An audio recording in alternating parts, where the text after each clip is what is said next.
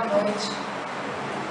Esse tema foi retirado de 2 livros da autora espiritual Hermêncio do Fogo: Emoções que Curam e Quem Perdoa Liberta. Esses livros de psicografia de Vanderlei Oliveira. E nós vamos começar as nossas reflexões acerca desse tema relatando um fato que está no livro Emoções que Curam. E nós vamos relatar aqui de forma muito resumida. O fato é que Marta, uma mulher de mais ou menos 40 anos, estava no centro espírita para fazer um tratamento espiritual. Pois naquele momento, ela estava sofrendo muito. Ela havia feito exames e tinha detectado um cisto em sua garganta, e até o presente momento ela não sabia se esse cisto era maligno ou não. Mas também Marta, ao mesmo tempo que estava também muito preocupada, ela sofria muito porque guardava uma imensa mágoa no coração já há 5 anos. Ela era uma pessoa que não conseguia perdoar o seu ex-companheiro, porque afinal de contas, ela havia dedicado a sua vida toda para ajudá-lo, ajudou de todas as formas e ele retribuiu com abandono. Então, ela nunca aceitava isso, porque em sua mente ele viveria com ela para o resto da vida. E acabou desiludindo. E a desilusão, de uma certa forma, ela é muito bom para nós, porque é um mecanismo de amadurecimento e de libertação das fantasias que nós temos acerca da realidade e acerca das pessoas. Então, Marta estava ali naquele centro espírita para fazer um tratamento espiritual, porque a condição na qual ela se encontrava, ela colocava a culpa toda no seu ex-companheiro. Então foi nesse episódio também que chegou uma entidade espiritual, protetora daquela casa espírita, e esclareceu para Marta que ela também teve uma grande parcela de culpa naquele relacionamento. E ela se colocava numa posição de vítima, porque se ele a abandonara, foi porque ela era uma pessoa super controladora e servil. Então ali a separação para os dois não só serviu de libertação para ele, como também de alforria para ela. Mas ela estava ali, ela não aceitava, e há 5 anos ela guardava esse sentimento de mágoa.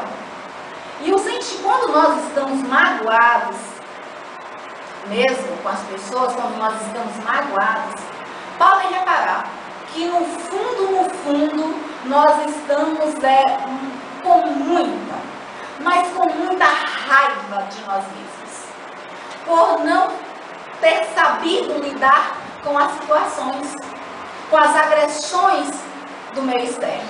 E aí, essa mágoa é justamente essa raiva que temos de nós mesmos. Em O Livro dos Espíritos, na questão 907, os espíritos superiores, eles tratam sobre esse assunto. A questão da raiva em nossas vidas, como de todas as outras paixões.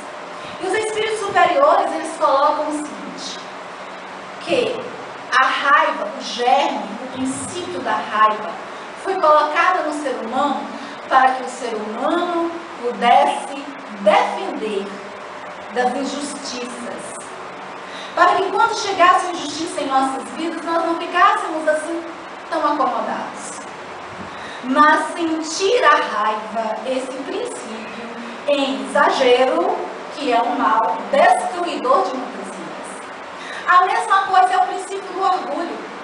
O princípio do orgulho, segundo os Espíritos, foi colocado em nosso íntimo para que aprendêssemos a nos valorizar, o auto-valor, para que pudéssemos desenvolver a autoestima, mas sentir o orgulho de forma exacerbada, exagerada, que é um mal, que é um sentimento destruidor.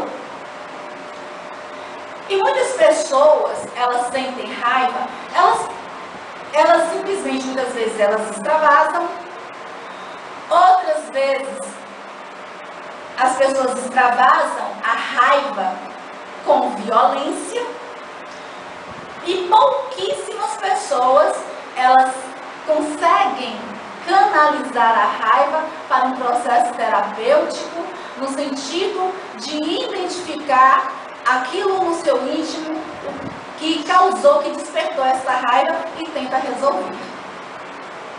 E quando esse tipo de sentimento, ele está em nossas relações, quando a raiva está em nossas relações, em nossos vínculos energéticos, nós podemos dizer que esses vínculos energéticos que nos ligam às outras pessoas, podemos dizer que esses vínculos estão contaminados com esse sentimento da raiva. E como é que nós podemos fazer para descontaminar?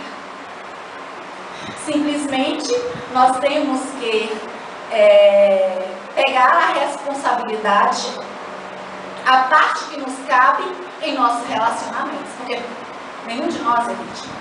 Então, nós temos que pegar a responsabilidade. E quando nós somos também responsáveis, nós começamos também a entrar num processo também de compreensão e de entendimento do outro e, consequentemente, começamos a estabelecer o perdão. E o perdão é o recurso que vai limpar esses fios energéticos, ou seja, esses cordões energéticos, que é o tema da noite no qual nós vamos refletir. E os espíritos superiores, em O Livro dos Espíritos, na questão 833, eles já haviam tratado disso quando eles colocaram para Allan Kardec que entre os seres pensantes há ligações que nós não conhecemos, que nós não tomamos conhecimento. E o que o magnetismo, essa força que nos atrai uns para os outros, de acordo com as afinidades, com a lei da sintonia, que é o piloto dessa ciência que nós conheceremos mais tarde. Então, esses fios energéticos, também chamados de fios mento-eletromagnéticos. Por que mento-eletromagnéticos? Porque a construção desses fios que nos ligam às outras pessoas nos dá através da nossa matéria mental, de energia mental produzida pelos nossos sentimentos e pelos nossos pensamentos. Então, esses fios que nos ligam às outras pessoas são produzidos por energia, oriundas dos nossos pensamentos e dos nossos sentimentos. Daí nós podemos dizer que entre muitas pessoas, podemos dizer, vamos colocar aqui, entre poucas pessoas, há uma ligação de fio de fios energéticos, cordões energéticos, totalmente luminosos, porque a matéria que serviu para construir e alimentar esses cordões foram o amor e o respeito. Mas aqui nós vamos tratar no tema da noite, nós vamos chamar de cordões energéticos os fios tóxicos que ligam as pessoas às outras, fios contaminados, que surgiram com elos de afetividade e de respeito, mas com o decorrer do tempo, esses fios foram contaminados com sentimentos de mágoa, de ciúme, de orgulho, de falta de respeito. São os fios tóxicos. E quando nós falamos isso, não quer dizer que nesses relacionamentos não haja afetividade. E nós mesmos nós sabemos como é difícil conviver com o outro. Mesmo que nós gostemos do outro, sempre há aqueles conflitos que nascem, a mágoa, o ressentimento, o ciúme, o controle. E todas essas ações, todos esses sentimentos contaminam esses fios. Daí nós podemos dizer também que esses fios energéticos contaminados, eles nos prendem, mesmo e ultrapassam mesmo o tempo e mesmo quando nós estamos separados pela distância. Quando nós estamos separados pelo tempo e pela distância. É por isso que muitos de nós encarnados, nós temos ligações com seres desencarnados, que na maioria das vezes nós prejudicamos em outras existências. E esses espíritos se mantêm vinculados a nós por esses cordões energéticos. E quem nunca aqui não sonhou, teve um sonho, pode-se dizer pesadelo, brigando com seres, com pessoas que nós nunca vimos na vida, travando lutas corporais e acordando sobressaltados, suados, agoniados com medo, mas com seres que na nossa existência nós nunca vimos. Com certeza são espíritos desencarnados, mas que já tiveram conosco em outras existências, ou que nos prejudicaram, ou que nós nos prejudicamos. E mantém esses vínculos energéticos até hoje conosco. Mas também o contrário acontece. Quem nunca sonhou dialogando com pessoas que também nós nunca vimos na existência? E naquele diálogo ali, naquele sonho, a gente percebe que a gente conhece aquela pessoa, mas a gente não conhece nessa existência, a gente conhece aquela pessoa e ama aquela pessoa. Então, também são seres que nós convivemos nas existências anteriores e que há afetividade entre esses seres e que até hoje se mantêm vinculados a nós e que de vez em quando vêm nos visitar em sonhos. Isso, a questão é tão certa que nós podemos dizer que nós vivemos em uma teia em que todos nós estamos conectados energeticamente com todo mundo. E esses fios são fios de qualidades, das qualidades mais variadas. E quantos conflitos aqui nós não temos nas nossas relações? São brigas, são conflitos, são pessoas que brigam com as outras, estão disputando disputas por terras. Outros ainda brigam na justiça porque alguns centímetros de algum muro invadiu alguns centímetros da sua propriedade e assim por diante. Então podemos dizer que muitas das nossas relações até o presente momento são relações, por que não dizer a maioria, são relações contaminadas por esses sentimentos menos dignos que nós carregamos em nosso íntimo.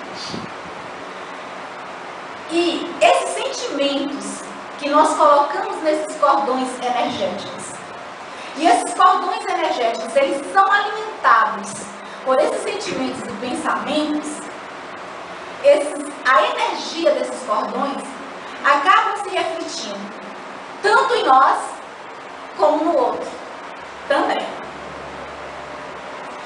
E aí, muitas vezes nós passamos mal, e às vezes nós não sabemos o porquê nós estamos passando mal, às vezes nós adoecemos, e nós espíritas fazemos tratamento espiritual porque temos a certeza de que um obsessor ali está travando a nossa vida, está nos prejudicando. E quando faz tratamento espiritual, nós descobrimos que não há obsessor desencarnado de forma alguma pesando sobre a nossa vida. E o obsessor muitas vezes está exatamente debaixo do mesmo teto que nós. ao nosso lado por permitir que energias advindas de sentimentos menos dignos venham entrar em nós. Maria Modesto Cravo, nesse livro que ama Quem Perdoa Liberta, ela vem falar que tem atendido muitos casos de cordões energéticos.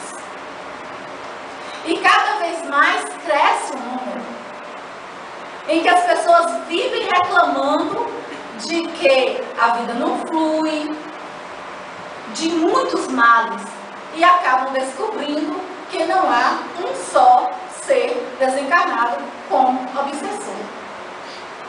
E que essas energias que estão prejudicando a sua vida, que estão fazendo doente, são vindas de outras pessoas, das suas próprias relações, quando não de si mesmas. E o Espírito Hermâncio Foucault, ela vem nos colocar alguns sintomas em nossas vidas desses cordões energéticos, que podem ser a causa dos cordões energéticos contaminados. Enxaqueca intensa, que não se descobre a causa. Tendões inflamados. Alterações no sistema endócrino. Culpa, medo. Ansiedade exacerbada. Cansaço intenso físico, sem causa aparente. São um dos sintomas que tem como causa esses cordões energéticos contaminados.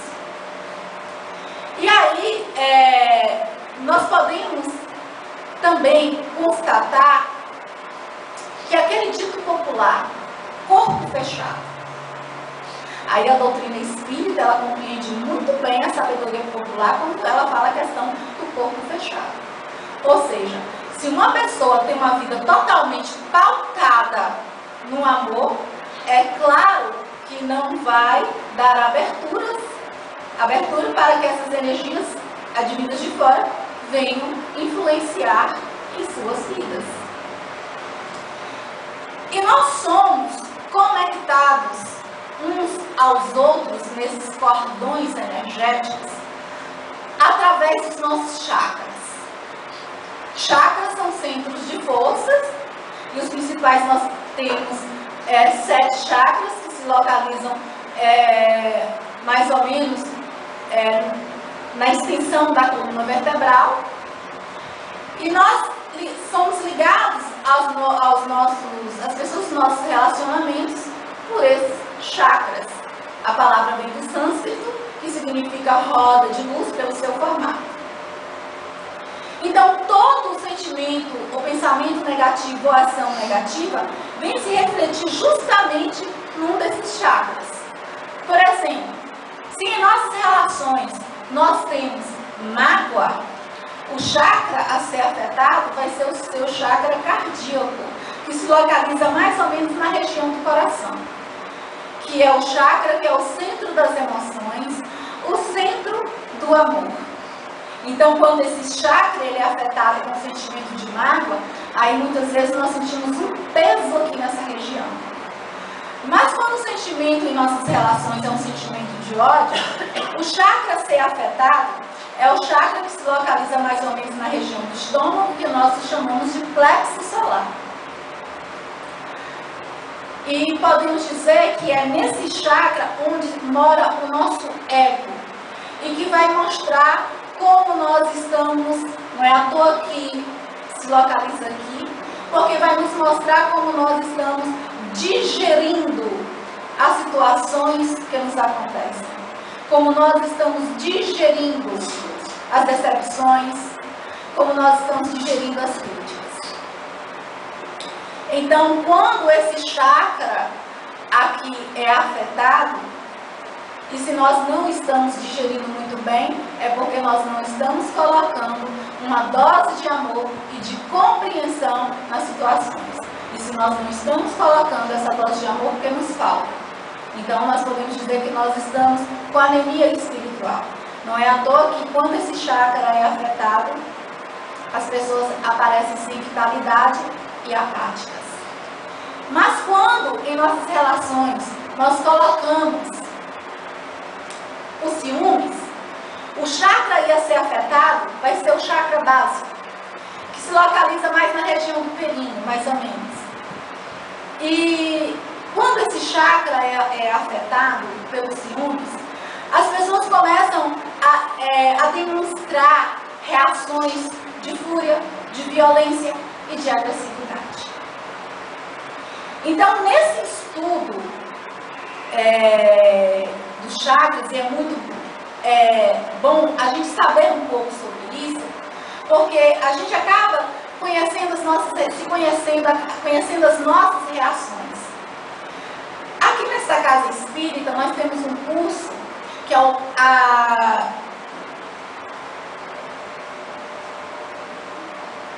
conscientização mediúnica.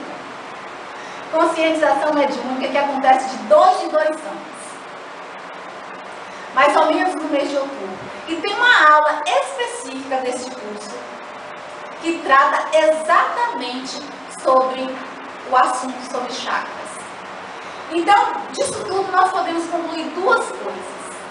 Para que haja obsessão em nossas vidas, não precisa necessariamente ter a presença de um obsessor desencarnado.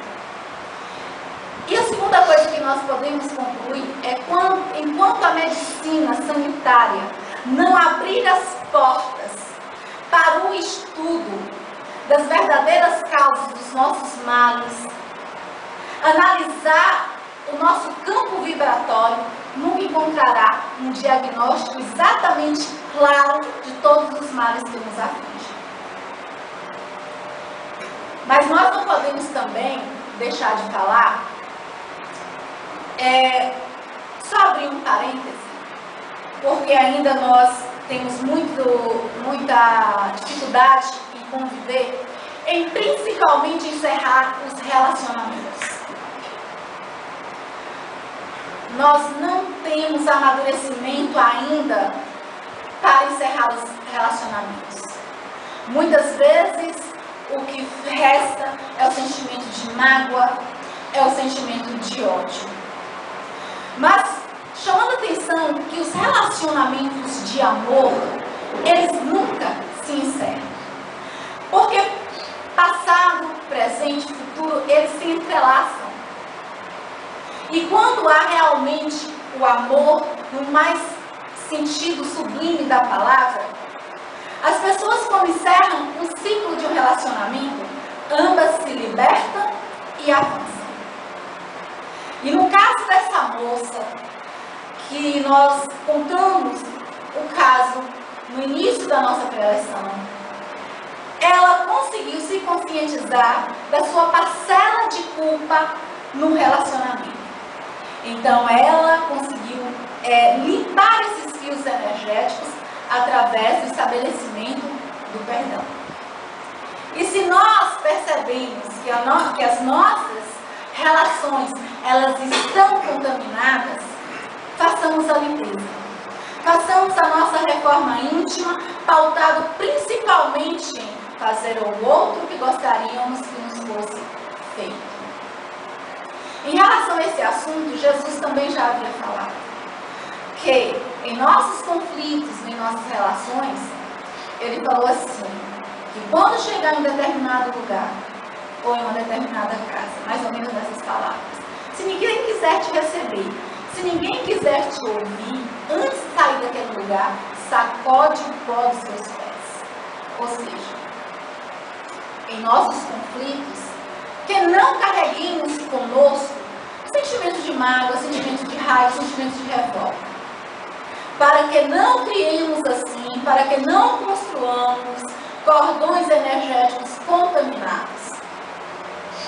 E Hermès Dufour, ela vem nos dar algumas dicas para que possamos viver melhor, ter relações melhores.